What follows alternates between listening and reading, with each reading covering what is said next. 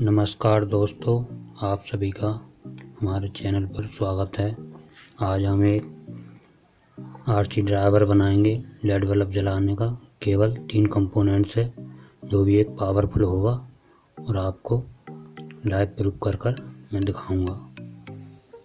देखिए ये 3 कंपोनेंट हैं और इस ड्राइवर के अंदर कितने सारे कंपोनेंट हैं। देखिए हम बनाना शुरू करते हैं।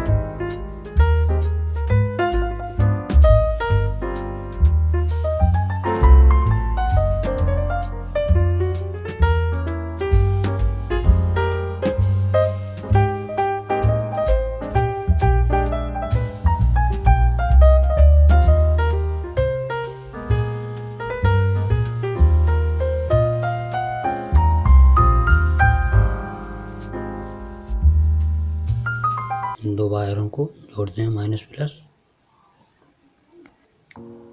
देखिए हमने ये 2 वायरों को इसमें जोड़ लिया है। अब इनके लिए इस सर्किट में जोड़ते हैं। इस